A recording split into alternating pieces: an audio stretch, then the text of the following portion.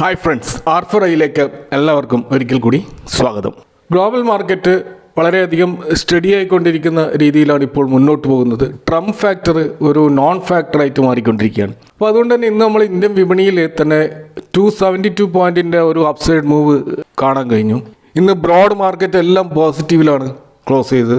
Sectoral ഇൻഡെക്സിൽ IT index ഒഴിച്ച് ബാക്കിയെല്ലാം പോസിറ്റീവിലായിരുന്നു. IT ഇൻഡെക്സിലുണ്ടായ കഴിഞ്ഞ ദിവസങ്ങളിലെ റാലി തീർച്ചയായിട്ടും ചെറിയ തോതിലുള്ള പ്രോഫിറ്റ് ബുക്കിംഗ് അവിടെ നടക്കുന്നുണ്ടാവാം. അപ്പോൾ ഇന്നത്തെ നിഫ്റ്റി 50 റാലി ലീഡ് ചെയ്തത് റിലയൻസ് ഇൻഡസ്ട്രീസ് ആണെന്ന് കാണുന്നത്. കാരണം റിലയൻസ് ഇൻഡസ്ട്രീസ് നിഫ്റ്റി 50 നല്ല വെയിറ്റേജ് ഉള്ള ഒരു കമ്പനി എന്നുള്ള നിലക്ക് അതിൻ്റെ ഒരു മൂവ് തീർച്ചയായിട്ടും നിഫ്റ്റിയെ വലിയ തോതിൽ മുന്നോട്ടേക്ക് നയിക്കുന്ന ഒരു കാര്യമാണ്. ഇപ്പോൾ റിലയൻസിൻ്റെ ആ ഒരു അപ്സൈഡ് മൂവിന് കാരണമായിട്ടുള്ളത് തീർച്ചയായിട്ടും അതിൻ്റെ മാർക്കറ്റ് എക്സ്പെക്റ്റേഷനെ ബീറ്റ് ചെയ്തിട്ടുള്ള റിസൾട്ടാണ്. അതിനെ വളരെ പോസിറ്റീവായിട്ടാണ് ഇന്ന് ഇൻവെസ്റ്റേഴ്സ് കണ്ടത് എന്ന് നമുക്ക് മനസ്സിലാക്കാൻ കഴിയും. ഇതുകൂടാതെ റിലയൻസുമായി ബന്ധപ്പെട്ട മറ്റൊരു മൈൽ സ്റ്റോൺ അവരിപ്പോൾ പിന്നിട്ടിരിക്കുകയാണ്. അതായത് 10 ലക്ഷം കോടി നെറ്റ്വർത്തുള്ള ആദ്യ ഇന്ത്യൻ കമ്പനിയായിട്ട് റിലയൻസ് മാറിയിരിക്കുകയാണ്. അപ്പോൾ നെറ്റ്വർത്ത് എന്നതുകൊണ്ട് ഉദ്ദേശിക്കുന്നത് അവരുടെ കയ്യിലുള്ള ക്യാഷ്, അത് ബാങ്ക് അക്കൗണ്ടുകളിലുള്ള ക്യാഷ് ആവാം, അതുപോലെ ഇൻവെസ്റ്റ്മെൻറ്റ്സ്, അത് പ്രോപ്പർട്ടി ആവാം, പേഴ്സണൽ പ്രോപ്പർട്ടീസ് ആവാം, അതുപോലെ സ്റ്റോക്കിൻ്റെ വാല്യൂസ് ആവാം, ബോണ്ട്സ് ആവാം, മറ്റു ഇൻവെസ്റ്റ്മെൻറ്റുകളൊക്കെ ആവാം. അപ്പോൾ ഇതൊക്കെ ചേർത്തുകൊണ്ട് അതിൽ നിന്നും ലാബിലിറ്റി മൈനസ് ചെയ്താൽ എത്രയാണോ കിട്ടുന്നത് അതിനെയാണ് നമ്മൾ നെറ്റ്വർത്ത് എന്ന് പറയുന്നത്. അപ്പോൾ ആ നെറ്റ്വർത്താണ് 10 ലക്ഷം കോടി കവിഞ്ഞതായിട്ട് നമുക്ക് കാണാൻ കഴിയുന്നത്. അപ്പോൾ അത് വലിയൊരു നാഴികക്കല്ലാണെന്ന് നമുക്ക് മനസ്സിലാക്കാൻ കഴിയും. അപ്പോൾ മൊത്തത്തിൽ റിലയൻസ് സ്റ്റോക്കിൽ ഉണ്ടായിട്ടുള്ള ഒരു പോസിറ്റിവിറ്റിയാണ് ഇന്നത്തെ മാർക്കറ്റിൽ നിറഞ്ഞു നിന്നത് എന്ന് നമുക്ക് പറയാൻ കഴിയും. ഇന്ന് മാർക്കറ്റിൽ കണ്ട മറ്റൊരു സംഭവം എന്ന് പറയുന്നത് 2 മാസങ്ങൾക്ക് ശേഷം IPO മാനിയ വീണ്ടും വന്നിരിക്കുകയാണ്. ആത്തർ എനർജിയുടെ IPO ഇന്ന് ലോഞ്ച് ചെയ്തിരിക്കുകയാണ്. നമുക്കറിയാം, അടുത്ത് നടന്ന മാർക്കറ്റ് കറക്ഷനിൽ പുതിയ IPOകളൊന്നും വന്നിരുന്നില്ല. ഈ 2025 പുതിയ വർഷം പിറന്നതിന് ശേഷം ആകെ 10 IPOകളാണ് ഇതുവരെ വന്നത്. അതിൽ കഴിഞ്ഞ ഫെബ്രുവരി 14 വന്ന ക്വാളിറ്റി പവർ ഇലക്ട്രിക് എക്യുപ്മെൻസിൻ്റെ IPOയ്ക്ക് ശേഷം 2 മാസങ്ങൾക്ക് ശേഷമാണ് ഇപ്പോൾ പുതിയൊരു IPO വരുന്നത്. അപ്പോൾ യാദർ IPOയുടെ ഇഷ്യൂ സൈസ് ഏകദേശം 2626 കോടിയുടെ ഒരു ഫണ്ടാണ് അവർ ഇതിലൂടെ റൈസ് ചെയ്യുന്നത്. 304, 321 എന്നുള്ള ഒരു പ്രൈസ് ബാൻഡിലാണ് നമുക്ക് ഈ IPO കാണാൻ കഴിയുക. ഇതിൻ്റെ ക്ലോസിംഗ് ഡേറ്റ് ഏപ്രിൽ 30 അപ്പോൾ യാദർ എനർജി എന്ന് പറയുന്നത് ഓല ഇലക്ട്രിക് പോലെ തന്നെയുള്ള ഇലക്ട്രിക് സ്കൂട്ടർ നിർമ്മാണ രംഗത്തുള്ള ഒരു പ്രധാനപ്പെട്ട കമ്പനിയാണ്. ഓല ഇലക്ട്രിക്കിന് ഏകദേശം 35% മാർക്കറ്റ് ഷെയർ ഉണ്ടായിരുന്നു. ഇതിന് ഏകദേശം 11% ഒരു മാർക്കറ്റ് ഷെയർ ആണ് കാണാൻ കഴിയുക.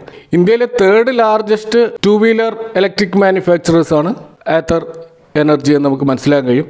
ഇതിനെ ഹീറോ മോട്ടോകോപ്പ് പോലെയുള്ള കമ്പനികളുടെ 40% സ്റ്റേക്ക് ഹോൾഡറുള്ള ഒരു കമ്പനിയാണ് ആത്തർ. അപ്പോൾ ഇതിൻ്റെ IPOക്ക് ഒരു ലിസ്റ്റിംഗ് ഗെയിനിന് വേണ്ടി അപ്ലൈ ചെയ്യുകയാണെങ്കിൽ അപ്ലൈ ചെയ്യാവുന്ന ഒരു IPO ആയിട്ടാണ് നമുക്കിതിനെ കാണാൻ കഴിയുക. ഒരു ലോട്ട് സൈസിൽ 46 ഷെയറുകളാണ് ഉണ്ടാകുക. ഏകദേശം 14,766 രൂപയാണ് ഒരു ലോട്ടിന് നമുക്ക് അപ്ലൈ ചെയ്യാൻ വേണ്ടിയിട്ട് കൊടുക്കേണ്ടി വരിക. അപ്പോൾ നമുക്കറിയാം, IPO പോലെ തന്നെ കമ്പനികൾ അവരുടെ ഫണ്ട് റൈസ് ചെയ്യാൻ വേണ്ടിയിട്ട് FPO, അതുപോലെ OFS തുടങ്ങിയ പല രീതിയിലും ഇൻവെസ്റ്റേഴ്സിൽ നിന്ന് പണം അക്യുമുലേറ്റ് ചെയ്തുകൊണ്ട് അവരുടെ കമ്പനിയുടെ എക്സ്പാൻഷന് വേണ്ടി ആ പണം ഉപയോഗിക്കാറുണ്ട്. ഇതേപോലെ തന്നെ ലിസ്റ്റഡ് കമ്പനികൾ അവർക്ക് ഫണ്ട് റൈസ് ചെയ്യാൻ വേണ്ടി അവരുപയോഗിക്കുന്ന മറ്റൊരു മാർഗമാണ് പ്രൊമോട്ടേഴ്സിൻ്റെ ഹോൾഡിങ്. അതിലുള്ള ഷെയറുകൾ പ്ലഡ്ജ് ചെയ്തുകൊണ്ട് ബാങ്കുകളിൽ നിന്നും മറ്റ് ഫൈനാൻഷ്യൽ ഇൻസ്റ്റിറ്റ്യൂഷനിൽ നിന്നും അവർ കടമെടുക്കാറുണ്ട്. അപ്പോൾ ഇങ്ങനെ നമ്മൾ പ്ലഡ്ജ് ചെയ്ത് കടമെടുത്തു കഴിഞ്ഞാൽ ആ റീപേയ്മെൻറ്റ് മുടങ്ങുകയാണെങ്കിൽ ആ കടം കൊടുത്ത ബാങ്ക് തീർച്ചയായിട്ടും ഈ ഷെയർ വിറ്റിട്ടാണ് അവരുടെ പണം അവർ വസൂലാക്കുന്നത്. അപ്പോൾ ഇങ്ങനെ പ്രൊമോട്ടർ ഹോൾഡിംഗ് പ്ലഡ്ജ് ചെയ്യുമ്പോൾ ആ പണം കൊടുത്ത ആളും അതുപോലെ വാങ്ങിയ ഈ കമ്പനിയുടെ പ്രൊമോട്ടറും അവർ നേരിടുന്ന വലിയൊരു റിസ്ക് ഉണ്ട്. ആ റിസ്ക്കാണ് ഈ ഒരു ഷെയറിലുണ്ടാകുന്ന പ്രൈസ് ക്രാഷ്.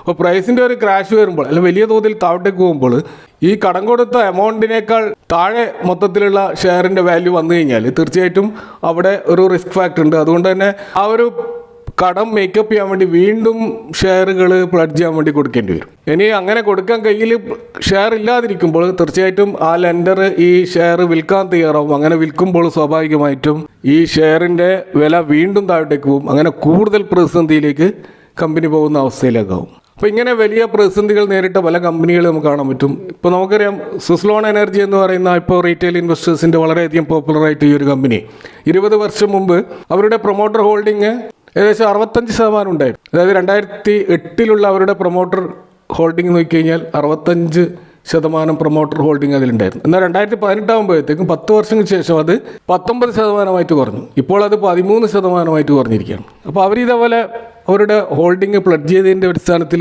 ഈ ഷെയറുകളൊക്കെ വിറ്റ് ഒഴിവാക്കേണ്ടി വന്നതാണ്. എന്നാൽ ഇപ്പോൾ ആ കമ്പനി ഡെറ്റ് ഫ്രീ കമ്പനിയാണ്, ഒരു തിരിച്ചുവരവിൻ്റെ പാതയിലാണ് സുസ്ലോൺ എനർജി ഉള്ളത് എന്ന് നമുക്ക് കാണാൻ കഴിയും.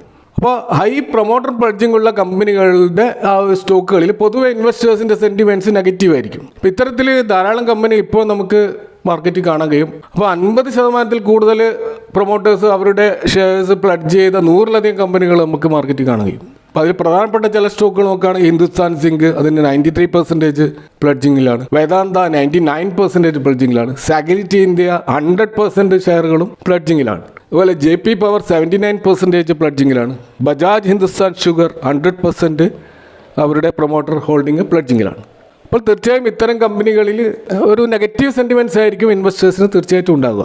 എന്നാൽ നിലവിൽ വലിയ പ്ലഡ്ജ്ഡ് പെർസെൻറ്റേജ് ഉള്ള പല സ്റ്റോക്കുകളും അവരുടെ ആ പ്ലഡ്ജ്ഡ് ഷെയർ കുറച്ചു കൊണ്ടുവരുന്നുണ്ടെങ്കിൽ അതൊരു പോസിറ്റീവായിട്ടുള്ള ഡെവലപ്മെൻ്റ് ആണ്. അപ്പോൾ അത് സൂചിപ്പിക്കുന്നത് ആ കമ്പനിയുടെ ഒരു ഫൈനാൻഷ്യൽ ഹെൽത്ത് ഇമ്പ്രൂവ് ആകുന്നുണ്ട് എന്നുള്ളതാണ്.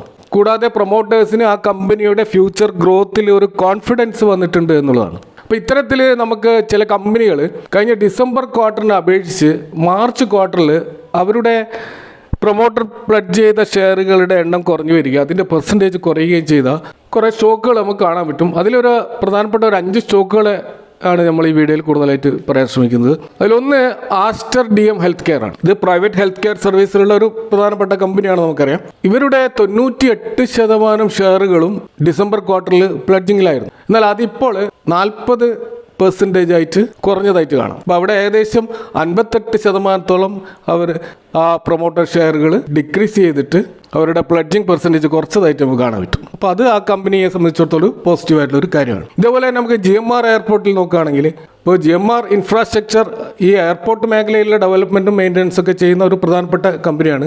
ഇവർ ഈയിടെയാണ് സൗദി അറേബ്യയിലെ ഒരു സബ്സിഡിയറി ഫോം ചെയ്തിട്ടുള്ളത്. അപ്പോൾ ഇവരുടെ ഒരു ഡിസംബറിലുള്ള പ്രൊമോട്ടർ ഷെയർ പ്ലഡ്ജ് ചെയ്ത പെർസെൻറ്റേജ് നമ്മൾ നോക്കുകയാണെങ്കിൽ അത് 29.46% ആയിരുന്നു. അതിപ്പോൾ കുറഞ്ഞിട്ട് 17.75% ആയിട്ട് കാണാം. ഏകദേശം 11.71% അവരത് കുറച്ചതായിട്ട് നമുക്ക് കാണാൻ കഴിയും. ഇതേപോലെ മറ്റൊരു ഷെയർ നമ്മൾ കാണുമെങ്കിൽ സ്വാൻ എനർജി ലിമിറ്റഡ് എന്ന് പറയുന്ന ടെക്സ്റ്റൈൽ മാനുഫാക്ചറിങ് രംഗത്തുള്ള കമ്പനിയാണ്. ഒരു കോട്ടൺ പോളിസ്റ്റർ ടെക്സ്റ്റൈൽ കൂടാതെ റിയൽ എസ്റ്റേറ്റ് മേഖലയിലും ഗ്യാസ് LNG മേഖലയിലുമൊക്കെ പ്രവർത്തിക്കുന്ന ഒരു കമ്പനിയാണ്. ഇവരുടെ പ്രൊമോട്ടർ പ്ലഡ്ജ് പെർസെൻറ്റേജ് കുറഞ്ഞതായിട്ട് കാണാം. ഡിസംബർ ക്വാർട്ടറിൽ 14.48 ഉണ്ടായിരുന്നത് ഇപ്പോൾ 8.27% ആയിട്ട് കുറഞ്ഞതായിട്ട് കാണാം. 6% ഒരു കുറവ് അവിടെ നമുക്ക് കാണാൻ കഴിയും. മറ്റൊരു സ്റ്റോക്ക് നമ്മൾ കാണുന്നത് Jindal steel and power limited ആണ്. ഇന്ത്യയിലെ മൈനിങ് ആൻഡ് പവർ സെഗ്മെൻറ്റിലുള്ള ഒരു പ്രധാനപ്പെട്ട ഒരു കമ്പനിയാണിത്. ഇതിൻ്റെ പ്രൊമോട്ടർ പ്ലഡ്ജ് പെർസെൻറ്റേജ് ഡിസംബർ ക്വാർട്ടറിൽ 12.77 ആയിരുന്നു. അതിപ്പോൾ 11.35 ആയിട്ട് കുറഞ്ഞതായിട്ട് കാണാം. വളരെ ചെറിയൊരു പെർസെൻറ്റേജ് മാത്രമേ ഈ സ്റ്റോക്കിൽ നമുക്കുള്ളൂ. അപ്പോൾ ഇപ്പോൾ കുറഞ്ഞിട്ടുള്ളത് 1.42% ആണെന്ന് കാണാൻ കഴിയും. അതിൽ അവസാനമായിട്ട് മറ്റൊരു സ്റ്റോക്ക് ഉള്ളത് Lloyd metals and energy limited ആണ്. അപ്പോൾ ഇതൊരു മെറ്റൽ ആൻഡ് മൈനിങ് ഇൻഡസ്ട്രിയിലുള്ള മറ്റൊരു പ്രധാനപ്പെട്ട അയൺ ഓർ മാനുഫാക്ചറിങ് കമ്പനിയാണ്. കൂടാതെ പവർ സെഗ്മെൻറ്റിലുമുള്ള ഈ കമ്പനിയുടെ പ്രൊമോട്ടർ പ്ലഡ്ജ് ഡിസംബർ ക്വാർട്ടറിൽ നമ്മൾ കാണുന്നത് 18.15 ആണ്. അതിപ്പോൾ 16.81 ആയിട്ട് കുറഞ്ഞിട്ടുണ്ട്. അതായത് 1.34% ഒരു കുറവ് വന്നതായിട്ട് നമുക്ക് കാണാൻ കഴിയും. അപ്പോൾ ഇത്തരത്തിൽ പ്രൊമോട്ടർ പ്ലഡ്ജിൻ്റെ ഒരു പെർസെൻറ്റേജിൽ ഉണ്ടാകുന്ന ആ ഒരു വേരിയേഷൻ അത് തീർച്ചയായിട്ടും നമ്മൾ പല സ്റ്റോക്കുകളിലും വാച്ച് ചെയ്യേണ്ടതുണ്ട്. കാരണം അത് സൂചിപ്പിക്കുന്നത് ആ കമ്പനിയിൽ ഒരു പോസിറ്റീവ് ഡെവലപ്മെൻറ്റ് നടക്കുന്നുണ്ട് എന്നുള്ളതാണ്. ഏതായാലും ഇവിടെ പരാമർശിച്ചുള്ള സ്റ്റോക്കുകൾ നിങ്ങളുടെ കൂടുതൽ പഠനത്തിന് വേണ്ടി വിടുകയാണ്. ഈ വിഷയവുമായി ബന്ധപ്പെട്ടുള്ള നിങ്ങളെ കമൻറ്റുകൾ അഭിപ്രായങ്ങൾ അറിയിക്കുക. Thank for watching. See you next time with another video.